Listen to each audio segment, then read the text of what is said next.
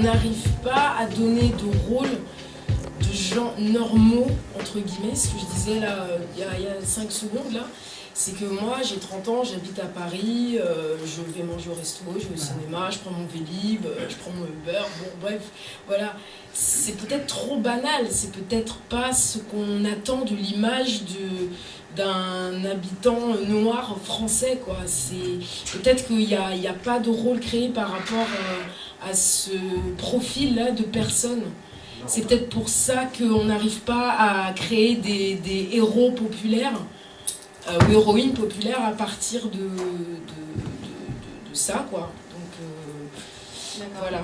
Je vais partir déjà de l'imaginaire. 1895, on invente le cinéma.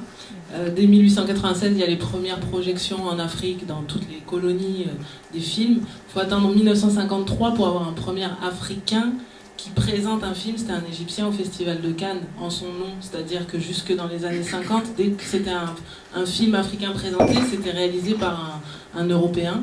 Ou même un Américain, puisque Othello d'Orson Welles représentait le Maroc quand il avait gagné à Cannes. Donc pendant très longtemps, la tradition, c'était d'autres personnes qui filmaient.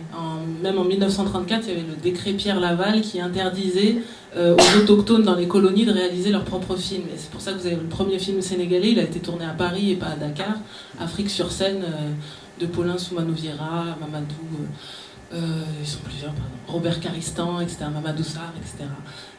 Donc voilà, il y a cette problématique coloniale qui se représente après, dès les années 70, quand il y a les films qui se font en France, et que du coup il y a des migrations en France, il y a cette même problématique, c'est que l'industrie finance d'abord les réalisateurs qu'elle connaît, donc les réalisateurs issus de l'industrie française, ceux qui ont la carte professionnelle de réalisateur, etc. Et c'est pour ça qu'aujourd'hui tu parles de cinéma guérilla, c'est juste que là on est dans une super période où tout le monde, et j'en vois dans la salle, on en avait parlé, tout le monde peut se dire je peux le faire. En fait, il y a la réalisatrice Alice Diop qui le disait très bien, elle a été primée ce week-end à Cinéma du Réel et au Festival de Créteil.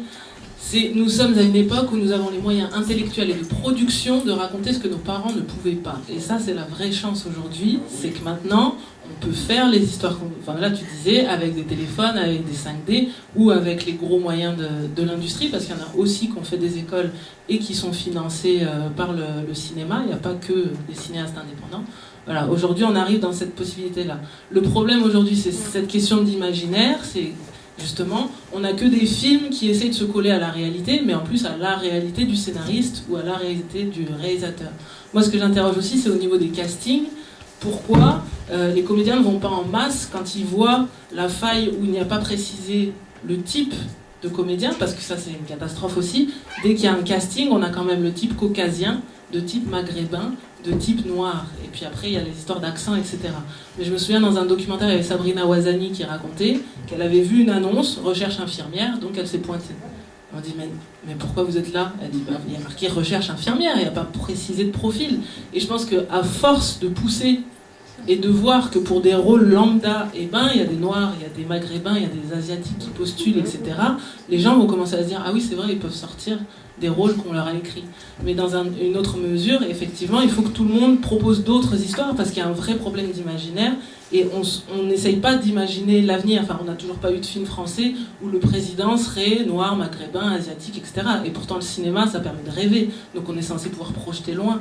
Donc la question du financement, c'est aussi ça. C'est que, certes, il faut faire des films, il faut jouer, mais il faut être partout. C'est-à-dire, il faut être financeur, il faut être dans les commissions, il faut être dans les commissions de lecture des scénarios, il faut être dans les jurys des festivals, il faut être à toutes les étapes. Et en fait, elle est là la difficulté, c'est que même s'il y a de plus en plus de projets qui vont émaner, on va dire, de la diversité, même si j'aime pas ce terme, il va y avoir toujours les mêmes personnes en place dans les commissions. Je connais une réalisatrice, Ouda Benyamina, qui est en train de faire son premier long métrage qui s'appelle Patate, qui a aussi monté une association qui s'appelle 1000 visages à Viry-Châtillon dans l'Essonne, pour encourager les jeunes des quartiers à se dire c'est possible, vous pouvez être acteur et vous pouvez faire des films.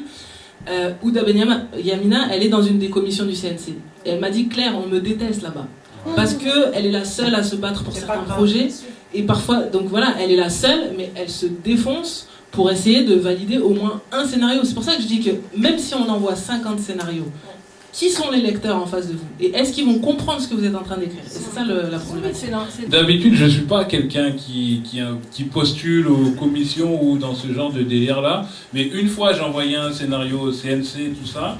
Et le scénario a été retenu. Parce que voilà, il y a une première commission qui a kiffé le scénario. Donc j'ai été invité à aller là-bas. Et puis en plus, moi, je suis réalisateur, mais je suis aussi producteur.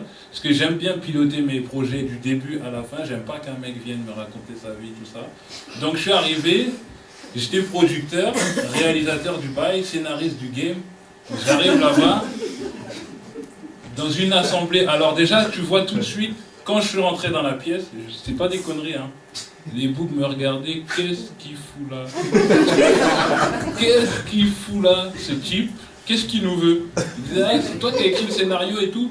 Voilà, je dis, ouais, c'est moi. Bon, bah raconte-nous ton scénario. Je raconte mon bail, mais je vois qu'ils s'en battent les couilles, en fait. Ils en ont rien à foutre parce que ça leur parle pas, c'est pas leur univers et compagnie. Donc, Claire a raison. Il y a aussi des places à prendre au niveau du CNC, au niveau des distributeurs. C'est des gens qui doivent travailler chez les distributeurs de cinéma, de machin, tout ça et tout. Mais en tout cas, moi, je reviens à ce que je disais tout à l'heure, c'est que je suis persuadé que l'avenir des Noirs dans le cinéma en France, il est dans les mains des Noirs. Et il faut qu'ils commencent à tourner des films, il faut qu'ils commencent à autoproduire, à se mettre en galère. Ben c'est comme ça, c'est la vie. On se met en galère et on produit son film, on fait ses projets. Et plus il y aura de films qui vont sortir autoproduits, plus ça va être bien, plus on va les envoyer dans des festivals, plus les mecs vont kiffer. Et là, on aura la lumière. Mais je suis d'accord avec une meuf que j'ai vue tout à l'heure qui a dit « Ouais, mais il faut pas aller contre les institutions, nanana, tu vois, c'est pas l'un contre l'autre. » Bon, bref, ouais, elle a raison un peu quelque part. Mais la puissance, c'est nous. Moi, je vais te raconter un truc. Quand je suis arrivé à Canal+, genre il y a 2 ans, bon, c'est pas pour me la raconter, mais et quand je suis arrivé là-bas, en fait, je me suis rendu compte que finalement, en fait, ce que je suis, et ce que j'ai vécu, et ma vie, et ma manière de voir les choses et tout, mais ça les fait fantasmer de ouf. C'est un pouvoir de malade. Et quand j'ai compris qu'en fait, ma vie à moi, et j'ai pas une vie extraordinaire, hein, mais ma vie comme à tous ceux qui sont ici là, c'est déjà différent de la moitié, du 3/4 de tout ce que le cinéma français veut. Mais quand on aura pris conscience de notre propre importance et qu'on a un vrai point de vue sur les choses, là, on va à un truc. Mais si on attend toujours, ouais, t'as vu, non, mais il m'a pas pris, frère, les gars, ils veulent pas de nous. Tu m'as dit, oui, Annabelle, t'as pas été prise dans un casting, donc fais ton film. Moi, je suis comédienne, je ne suis pas réalisatrice, je ne suis pas scénariste. Donc la question, est-ce qu'il faut que je devienne scénariste, réalisatrice, productrice pour vivre mon art? Non, mais ce qu'elle renvoie, c'est que ça manque de connexion. C'est ce qui était posé tout à l'heure. C'est où est-ce qu'on se rencontre, etc. Moi, je veux juste rendre hommage à une nana qui est décédée le 4 janvier et qui est une super nana qui s'appelle Aïcha Belaïdi, qui a fondé les Pépites du cinéma. Pendant 10 ans, dans l'ombre, elle n'avait pas assez d'argent pour le faire. Elle a réuni des films de Jean-Pascal Nazzi, tout ce que tu peux appeler cinéma guérilla, etc. Elle n'a jamais eu de visibilité, elle est décédée, personne n'en a parlé. Enfin voilà, c'est des gens comme ça de l'ombre qui ont fait en sorte qu'il y ait des connexions, que des Rachid rencontrent des Jean-Pascal, que des Pascal Tessot côtoient des Karine May, Hakim Zouani, etc. Et qu'il y ait une émulation.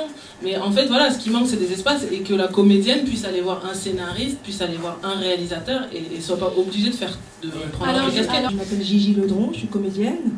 Voilà, depuis une petite quinzaine d'années. Voilà, le chemin a été je dirais ardu, mais comme pour tout le monde, quoi. Voilà, on travaille. Je disais à une jeune comédienne, ce qui paye, c'est le travail. De toute façon, hein, ça, on le sait, et c'est important. Voilà, c'est pas parce qu'on a des envies que forcément il faut travailler. Donc un acteur, ça travaille, un réalisateur, ça travaille, un scénariste, ça écrit tous les jours. Donc voilà, moi je fais partie d'une association qui s'appelle l'AAFA, Actrices et Acteurs de France Associés. C'est la première association d'acteurs en France. Il n'y avait même pas, déjà au niveau global, une association d'acteurs et d'actrices. Donc voilà, elle a été créée en septembre 2014 et à l'intérieur de cette association, on crée des commissions de réflexion, voilà, d'échanges. Par exemple, moi je suis dans le bureau et je fais partie d'une commission agent et casting. Donc voilà, on essaye d'aller à la rencontre des agents et des castings, mais d'une façon un peu moins, comment dire, verticale, parce que voilà, c'est un peu le parcours du combattant aussi pour certains comédiens, déjà de rentrer en casting, hein, quand on n'a pas d'agent. Et donc à l'intérieur de cette association, il y a une commission diversité. Donc voilà, c'est pareil, c'est un terme générique, diversité, hein, c'est vraiment diversité de la femme, ça peut être la femme de plus de 50 ans, ça peut être voilà, la diversité ethnique. Donc c'est aussi des moyens très concrets aussi après de travailler et de rentrer aussi en connexion avec les partenaires dans la société, quoi. Parce que finalement, il y a plusieurs, dans nos métiers, il y a plusieurs strates, il y a plusieurs problèmes, il y a plusieurs, voilà. On sait que la femme, de toute façon, a beaucoup moins de rôle que l'homme. On sait que dans un scénario, pour 5 hommes, il va y avoir une femme. Alors on est à peu près là face à peu près 300 adhérents. Il y a une cotisation annuelle, en effet, j'aime pas parler de sous. Hein. C'est bon, combien, faut dire c'est combien? C'est 50 €. C'est beaucoup, madame. C'est beaucoup. Même annuel. Et il y a aussi une commission aide, aide aussi, donc voilà, on n'est pas non plus. Comment ça s'écrit? C'est AAFA, actrices et acteurs de France Associés. On a une page Facebook. Donc voilà, et le but c'est on se rencontre, donc tous les adhérents il y a des rencontres une fois par mois, tous les premiers lundis du mois, on discute, voilà, c'est un peu du brainstorming, voilà, on essaie de faire avancer le marché. Au final, il y a quoi Au final, il y a des rencontres concrètes avec les directeurs de casting, par exemple. On a rencontré des réalisateurs, on s'est rendu compte aussi avec ces rencontres concrètes, parce que c'est rare qu'un acteur puisse rencontrer directement un réalisateur. Les réalisateurs, en fait, ils sont comme nous. Ils ont aussi leurs soucis, c'est-à-dire que maintenant, il y a une politique de rendement et de diminution des coûts et du temps, surtout. Donc, ils ont de moins en moins de temps pour travailler. Donc, ça veut dire qu'ils rencontrent moins les acteurs. Eux aussi aimeraient rencontrer les acteurs en direct. Donc, tu fais des rencontres, quoi. Des gens, ils se rencontrent. Ils se rencontrent. Oui, c'est important quand même. De pouvoir rencontrer les réalisateurs qu'on a du mal à rencontrer. Mythique, quoi. Mythique des réalisateurs. Écoute, j'ai encore couché avec personne, mais peut-être ça va arriver. Voilà, donc voilà, juste pour dire que c'est important de se réunir pour réfléchir, c'est important de se réunir pour rencontrer les gens. Donc voilà, là, par exemple, voilà, on a rencontré les acteurs, on a fait une rencontre avec l'ADAMI, avec le Pôle emploi, avec le syndicat des réalisateurs, des metteurs en scène, et tout ça fait les gens se rencontrer, et voilà, les gens se disent, ah oui, tiens, ils existent, tiens, un tel existe. Et par exemple, là, je viens de tourner, par exemple, une web-série de très haute qualité, et de très bonne, voilà, d'un réalisateur béninois, donc noir, voilà. Le premier rôle est noir, ça s'appelle Persuasif.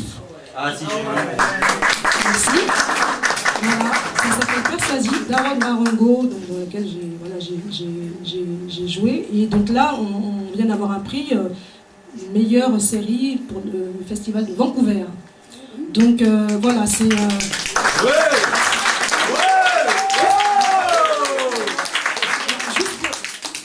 Juste pour dire que voilà, il y a des gens qui font avec qualité, qui s'échinent à écrire et réaliser. Donc voilà, petit à petit, il y a des gens qui sortent. Ouais, JP. Ok, donc en fait là, tout à l'heure, tu as dit que ça faisait kiffer les producteurs ou les réalisateurs de Canal+, le quartier, tout ça. Non, pas le quartier. Moi, je suis pas d'un quartier, je suis d'un black bourgeois. Ouais. Non, ce que je veux dire, c'est qu'on a une spécificité, et c'est notre force, et on ne doit pas en avoir honte. Ouais, faut pas en avoir honte, et puis faut vraiment pas, faut avoir du recul, à savoir ce qui les intéresse vraiment. Oui, ouais. J'ai vu ce que tu as fait un peu, j'ai vu que c'était pas justement sur les mecs de quartier vraiment brut de découvrage, qui se connaissent pas eux-mêmes, qui savent pas qu'ils ont une femme en eux, qui vivent aussi en tant qu'hommes. Voilà, donc je suis d'accord avec ça. Mais voilà, c'est l'instrumentalisation justement qui me fait peur, justement au niveau du quartier, parce que ce qu'on produit en ce moment sur le quartier, tout ça, c'est on montre l'image de mecs qui ont su, je sais pas, qui ont su évoluer et se faire respecter dans des quartiers. Et et qui ne savent pas qui ils sont en fait, et pourtant c'est eux qui mènent les quartiers, et on met en avant des films dans lesquels les mecs sont... Mais excusez-moi, juste la question, c'est pas... C'est une mise en garde. Non, c'est une mise en garde, c'est juste une mise en garde. Mais je pense que là, au stade où on en est vraiment en France, on n'a pas le temps de penser à l'instrumentalisation, machin. Moi, tu vois, j'ai fait mes petites chroniques à Canal+, vite fait, tu vois. Il y en a qui n'ont pas aimé, il y en a qui m'ont détesté de ouf. Mais rien que le fait de passer à la télé tous les jours, à Canal+, et de savoir que mon neveu et que mon petit frère, qui est un peu fou, me voit à la télé et il voit son frère à Canal+ tous les jours, il se dit ah putain. Non, ce que je veux dire c'est que les gens ont besoin d'avoir des modèles et d'avoir des références. Et rien que le fait que je passe à la télé tous les jours, je sais que mon petit neveu de 15 ans. Pas des mauvais modèles s'il vous plaît. Des gens qui s'expriment bien. Alors, je suis d'accord. Mais quand mon petit neveu. C'est important. Parce que déjà les journalistes ils le font assez ça. La conteuse, elle aime les histoires. C'est bon là, on en a ras la casquette. Ah oui, je te lâcherai pas mon gars. Non, ce que je veux dire c'est que... Chaque fois que tu vas passer à la télé, tu vas parler comme il faut. Non, justement, parce que... Non, en fait... Non,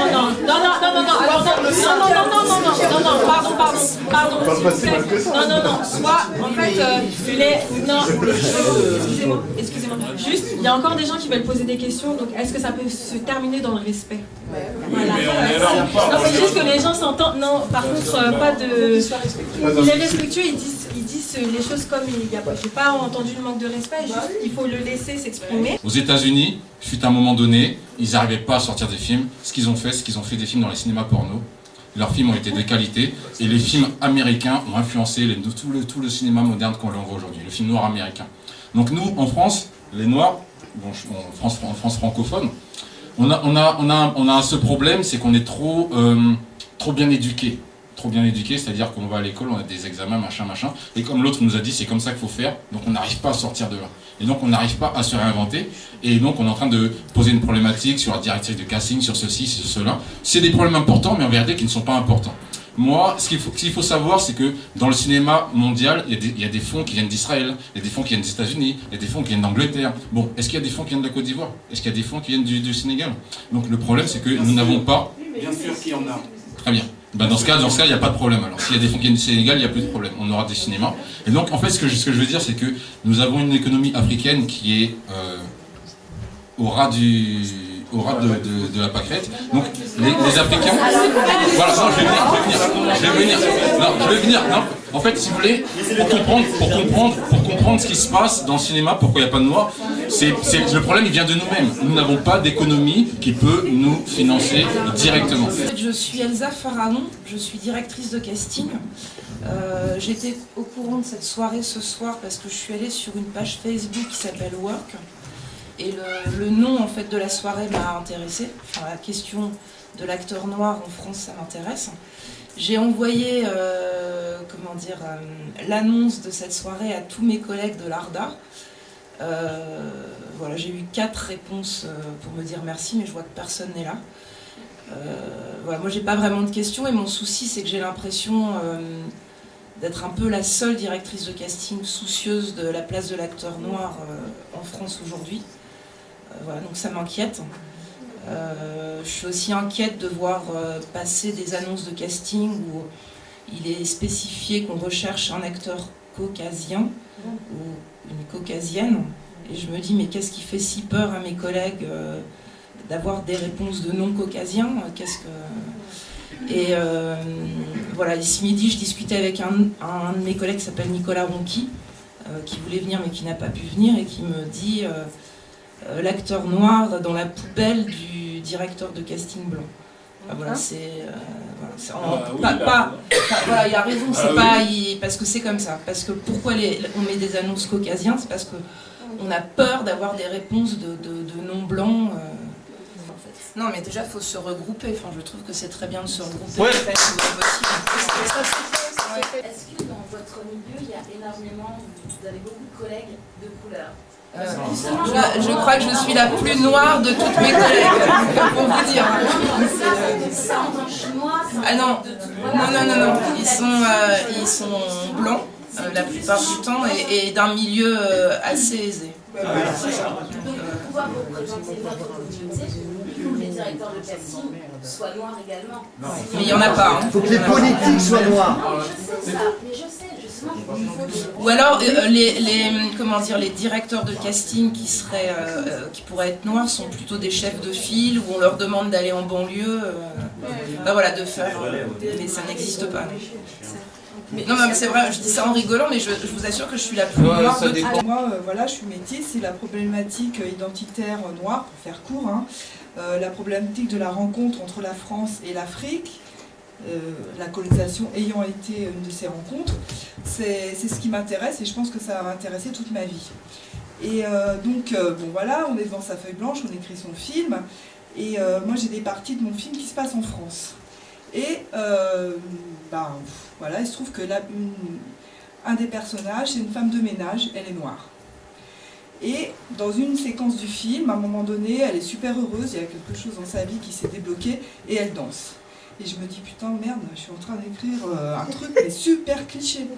Et là, en fait, c'est un peu le blocage, quoi, parce que à la fois, il y a des femmes de ménage noires, et à la fois, il y a des gens, il y en a plein, et pas seulement des noirs, quand ils sont heureux, ils dansent. Et en fait, ça a été une lutte pour moi de tenir à ça. Et d'ailleurs, on me l'a renvoyé, je sais pas, c'est le gars de chez Orange qui n'était pas du tout africain, je sais même plus comment il s'appelait, moi j'y étais pas, c'est ma productrice qui a dit ouais, mais c'est cliché, des noirs qui dansent. Voilà, alors bon.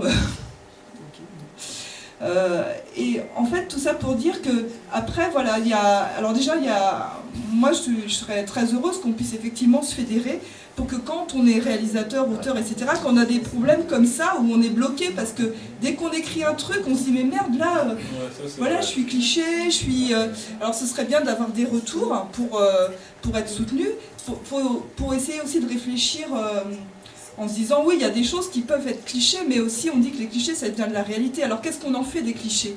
Alors moi, ma femme de ménage, cliché entre guillemets, il se trouve qu'elle est incarnée par une comédienne qui offre plein de choses. Et que justement, et en plus elle ne savait pas danser. Non, mais le pire c'est qu'elle ne savait effectivement pas bien danser. Donc bon, on a réussi, après il y a des façons de filmer, etc. Mais voilà, c'est-à-dire que derrière les clichés, après, d'abord il faut aller plus loin dans l'histoire que les clichés, mais après il peut y avoir, d'abord il y a ce que le comédien apporte, qui peut vraiment faire changer beaucoup de choses. Et, et pour conclure, parce que voilà, on m'a demandé... Ah oui, autre chose aussi, on a parlé à un moment donné de la distribution. Alors là, c'est très violent, parce que quand vous avez fait tout ça, moi j'ai eu un financement CNC, Canal+, donc un truc un peu classique, même si le budget du film c'est 1 million d'euros, ce qui n'est pas non plus énorme. Quand vous avez fait tout ça, vous croyez que c'est bon et tout, non, vous un distributeur. Et là, moi j'ai eu la chance de tomber sur des escrocs. J'ai dit j'ai la chance parce qu'il y en a, ils n'en ont même pas des escrocs pour distribuer leurs films. Et là, on vous dit, ah non, mais vous avez fait un film africain, même si vos références cinématographiques, elles ne sont pas forcément africaines. Parce que moi j'ai grandi en France, voilà. Alors on vous fait une affiche avec du rouge, bah oui, parce que la terre en Afrique c'est rouge, etc. Vous vous retrouvez dans des salles de cinéma où finalement on vous a fait une pub, on vous a présenté réalisateur africain. Alors les gens viennent vous dire, ah ben qu'est-ce que vous venez faire là-dedans, réalisateur africain, bon excusez-moi, voilà. Et puis après on vous dit, oh mais moi je suis allée au Burkina en vacances et c'était pas comme ça. Non mais voilà quoi, c'est-à-dire que, alors ce qu'il faut c'est qu'il y ait de plus en plus de films effectivement qui soient faits où l'Afrique soit mise en scène, vue par donc des réalisateurs africains, mais pas seulement, parce que comme dit Maryse Condé, la création ce n'est qu'un regard. Donc, mais il faut que nous aussi, on puisse porter des regards sur nos réalités et pour qu'on puisse parler en tant que créateur seulement et pas en tant que sociologue. À chaque fois qu'un réalisateur noir ou antillais, africain va faire un film, tout de suite ça devient une question de sociologie. Enfin, on n'est pas sociologue, on est réalisateur, on est des créateurs. Donc voilà, vraiment, c'est un grand chantier. Voilà, qui nous attend, mais il est utile vraiment pour tout le monde, je crois. Et autre chose, et après je vais me taire, c'est que j'ai entendu des gens dire oui, mais il faut que les Noirs, ils aient des rôles de blancs, entre guillemets, pour faire vite.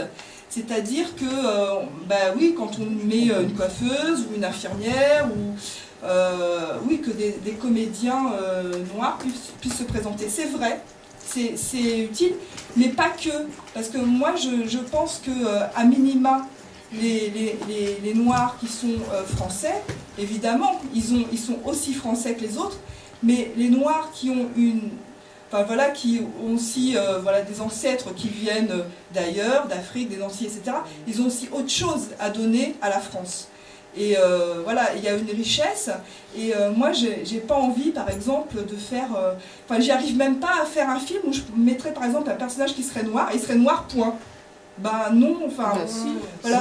Si, moi j'y arrive pas. Après il y en a d'autres. Non mais attendez, moi je suis pas en train de dire. Moi je parle que de moi là. Non, je suis d'accord, mais. Voilà, je parle que de moi.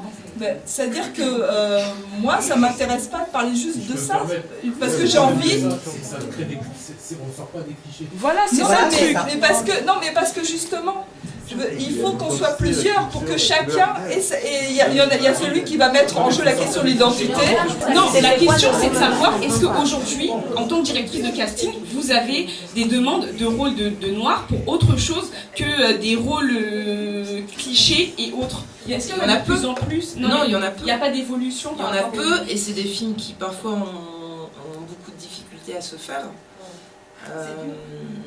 Après, moi, que ce soit des films, qui aient des histoires de noirs clichés ou de clichés tout court, c'est pas des films que moi je vais accepter en tant que directrice de casting. Après, quand il y a certains réalisateurs qui vont me dire, il y a ce rôle, je sais pas, Jérôme, et Jérôme peut être tout ce que je propose en fait. Mais ces réalisateurs sont rares. Mais est-ce qu'il n'y a pas une évolution par rapport à, je sais pas, vous avez commencé votre carrière il y a 10 ans, est-ce qu'entre il y a 10 ans et aujourd'hui, est-ce que vous remarquez qu'il y a une évolution dans cette demande-là là où il y a une évolution, c'est que je commence à travailler avec des réalisateurs qui sont noirs eux-mêmes. Donc du coup, les rôles sont plus sur mesure. Mais c'est vrai que les réalisateurs parlent de ce qu'ils connaissent. Donc un réalisateur qui vient d'un milieu où il y a peu de noirs va pas forcément...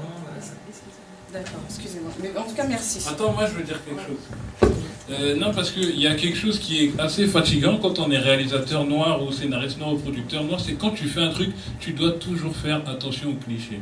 Les blancs, quand ils font des films, ils s'en foutent des clichés, ils font ce qu'ils veulent. Mais nous, quand on fait un truc, on doit toujours faire « ouais, mais attention », alors qu'on n'en est même pas là en fait. On en est juste au stade de créer. Juste créer, exister, faire des films, faire des choses. Mais je suis d'accord que moi, les clichés dans les films, ça me dérange pas. Moi, j'ai regardé Casse Départ. J'ai rigolé de ouf. La question, c'est est-ce que Luc Besson a des amis noirs? Mais je m'en fous de Luc Besson. La question, c'est que on a fait Casse Départ. C'est un film où il y avait du cliché, mais c'était marrant. Ce qui est dérangeant, c'est pas le cliché. Ce qui est dérangeant, c'est ce qu'il y a derrière. Et quand il y a des bonnes intentions derrière, ça me dérange pas. Lucien Jean-Baptiste, il a fait Première étoile.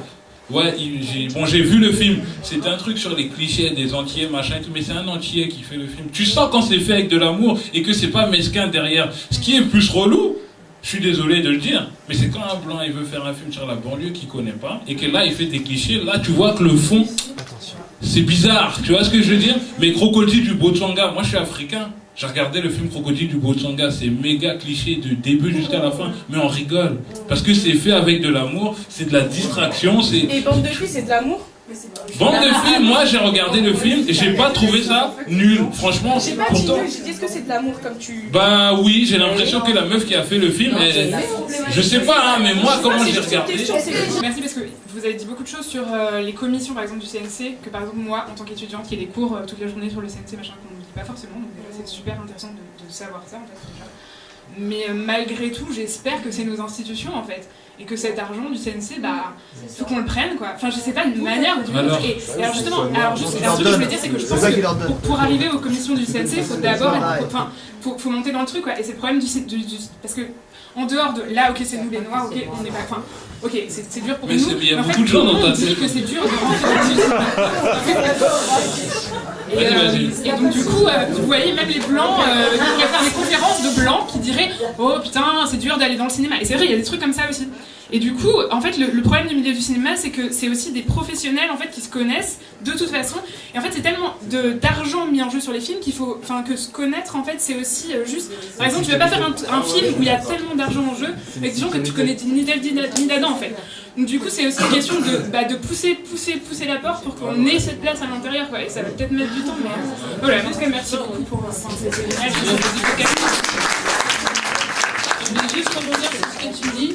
Je voulais juste rebondir sur ce que tu dis. Pour donner l'exemple d'un réalisateur que je connais. Je tairai son nom et tout ça. Il a démarré avec un film de copains, il avait 1500 €, il a fait son court-métrage, encouragé par son entourage.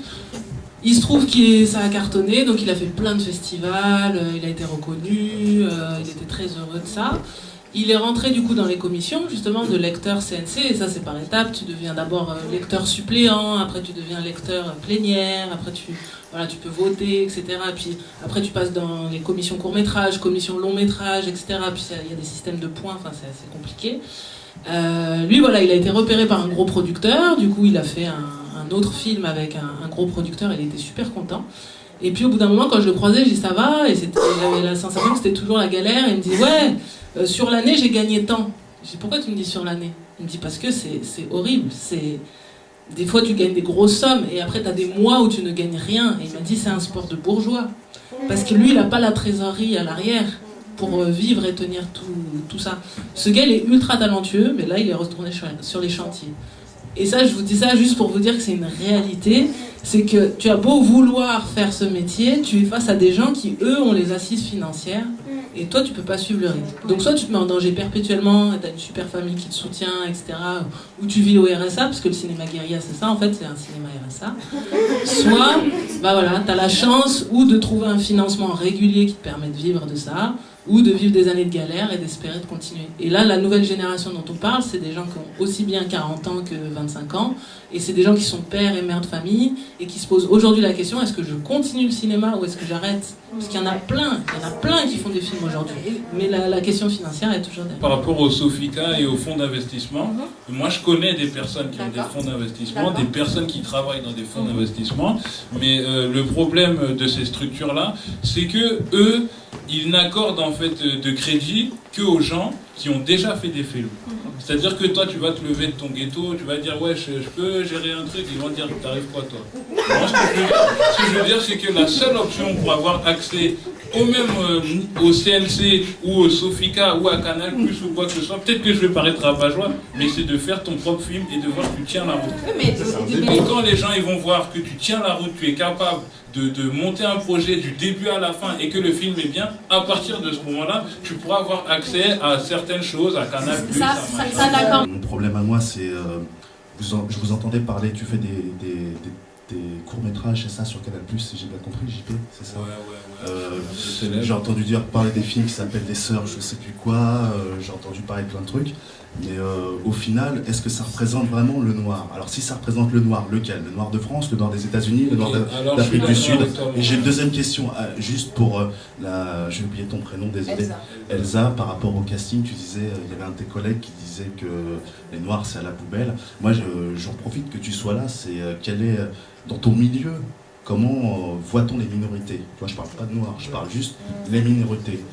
Est-ce que dans ces gens qui ont l'argent, tu parlais de plaque bourgeoise, cette bourgeoisie, l'argent, est-ce qu'il y a la place minorité? Est-ce qu'ils se disent, bon, on a l'argent, on fait un peu ce qu'on veut, c'est nous qui faisons, on est un peu quelque part, un peu des prescripteurs d'opinion, on présente un peu, voilà à quoi ça ressemble, quel serait le modèle français. Tout ça pour dire que, est-ce qu'ils se disent, eux, voilà, on a un pouvoir tellement au-dessus que les Noirs, en fait, nous, on n'en veut pas parce qu'on pense que la population française ne le veut pas. Donc, qu'est-ce qu'un acteur noir? À la base, nous, on n'a pas envie de dire qu'on est des acteurs noirs ou qu'on est des réalisateurs noirs. Nous sommes des acteurs. Mais comme la conjoncture actuelle fait que quand tu te présentes un casting, on te dit, vas-y, fais la femme de ménage, fais le machin, tout ça. Donc, du coup, c'est eux qui nous ont transformés en acteurs noirs et réalisateurs noirs. Voilà, c'est ce que je veux dire. Quand on passe des annonces, on donne une adresse Gmail. Et en fait, voilà, dès que les directeurs de... C'est ce qu'il voulait dire, en fait, Nicolas Ronqui, c'est qu'ils mettent les mails d'acteurs noirs dans la poubelle, en fait. D'accord. Après, enfin bon, voilà, je sais pas pourquoi ils le font. Enfin, c'était vraiment c'était plus une petite réflexion que je faisais. Mais après, les réalisateurs, enfin, moi je travaille plutôt dans le cinéma d'auteur. Je fais souvent des premiers films. Les réalisateurs, quand ils font leur premier film, ils parlent de leur enfance, de leur adolescence. Et voilà, et s'ils n'ont pas... et la plupart du temps, voilà, s'ils n'ont pas croisé de minorités dans leur enfance ou leur adolescence, ils ne vont pas avoir envie d'en parler. Et comme ce sont toujours des réalisateurs qui veulent être proches de la réalité, de ce qu'ils ont vécu, et on n'est pas dans des films de science-fiction, du coup, s'ils n'ont fréquenté que des gens blancs, que des caucasiens, tous leurs personnages seront ainsi. L'île de France, elle est colorée, je veux dire. Oui, mais pas au niveau des réalisateurs, il y a très peu, enfin, il y en a quand même très peu des réalisateurs qui viennent de banlieue même. Bonsoir, moi je me pose une question parce que je ne l'ai pas entendu depuis le début de cette réunion, c'est qu'est-ce qu'on fait de l'éducation en fait?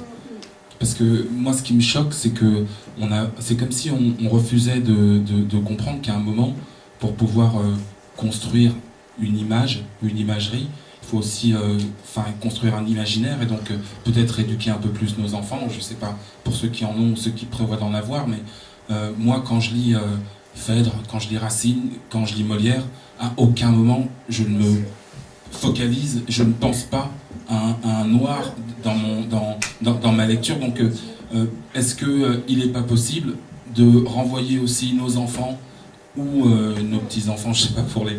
Mais dans des bibliothèques, lire des livres. J'ai entendu parler tout à l'heure de Denzel Washington. Denzel Washington, avec Oprah Winfrey, il a fondé Harpo Productions et ils refont des films sur la base d'écrivains et d'histoires de la communauté afro-américaine. C'est des films sur lesquels ces gens-là refusent de prendre de l'argent, mais ils veulent que ça existe. Donc je pense que c'est une démarche à faire. Tout à l'heure j'ai entendu parler de l'Afrique. L'Afrique, elle a autre chose à faire que de faire du cinéma. Au même titre que nous, on a peut-être des urgences. On a peut-être... Excusez-moi.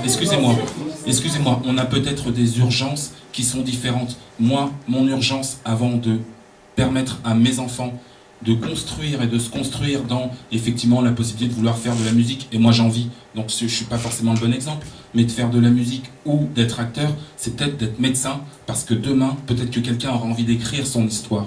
Voilà, c'était mon témoignage. Moi, je peux ajouter un truc très vite par rapport à ce que vous venez de dire, monsieur. J'ai joué dans un film qui s'appelle Dambé, je ne sais pas si certains l'ont vu, c'est un film sur la boxe, sur une Française d'origine malienne, c'est un biopic sur sa vie, et je reviens des Antilles, de chez moi, je suis dans le métro, il y a une dame qui vient me voir avec ses enfants, et elle me dit merci, pas pour ma performance d'actrice, merci parce qu'on nous voit, mes enfants vous ont vu et ils ne vous oublieront pas, et vous n'êtes pas une actrice noire américaine. Donc ça, je ne l'ai pas pris pour moi, dans mon petit ego personnel, ça fait partie de ce qui arrivera dans l'éducation, voilà. Et donc, je tenais à rajouter ça parce que c'est très important. Moi, ce qui m'importe, c'est que je me suis déplacé jusqu'ici pour parler. Et on vous en remercie. Non, il n'y a pas de problème. Mais ce que je veux dire, c'est que je pense que la seule chose... j'ai appris beaucoup de choses grâce à vous dans cette soirée-là. Il y a beaucoup de gens qui ont parlé, des témoignages. Il y a eu des choses bien. Il y a un slammer qui a un concert bientôt. Mais ce que je veux dire, c'est que le plus important pour moi, l'avenir de l'acteur noir, il est dans les mains de l'acteur noir.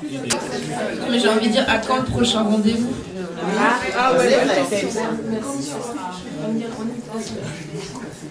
Merci à vous. Ouais, merci. Merci quand même. On peut dire merci quand même.